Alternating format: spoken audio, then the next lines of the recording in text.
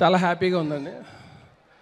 ఒక successful cinema audio లాంచ్కి వచ్చిన కళ అయితే కనిపిస్తుంది అన్ని చోట్ల.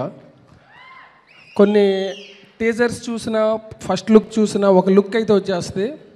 అలాగే ఈ సినిమాకి నేను ఫస్ట్ దశరథ్ నాకు టీజర్ పంపించినప్పుడు చూస్తే డెఫినెట్గా ఇది సక్సెస్ఫుల్ సినిమా అని అనిపించింది. డెఫినెట్గా ఇది చాలా పెద్ద హిట్ అవుద్ది.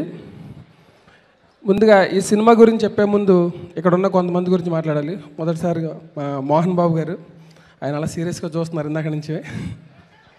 సార్, ఆయనతో సినిమా చేసినప్పుడు ఇక్కడ ఉన్న మనోజ్ మేమందరం కూడా చాలా బాగా ట్రావెల్ అయ్యాం. నేను ఒక ఫ్యామిలీ మెంబర్లా కలిసిపోయాను వాళ్ళందరిలో. సో అలాంటి ఈ మనోజ్ సినిమా ఆడియో ఫంక్షన్కి రావడం చాలా ఆనందంగా ఉంది. మనోజ్ అంటే నాకు మోహిని.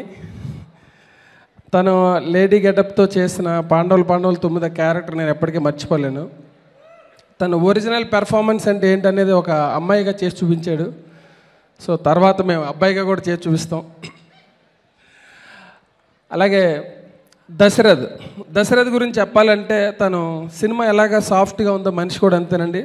ఇక్కడ చాలామంది ఆయన దశరథ్ డైరెక్టర్ అయిన తర్వాత లైఫ్ చూసి చెప్తూ ఉంటారు. మేము చాలా పర్సనల్గా ఒక 15 ఇయర్స్గా మేమందరం అసిస్టెంట్ డైరెక్టర్లుగా ఉన్నప్పటి నుంచి మేమందరం ట్రావెల్ అవుతున్నాం.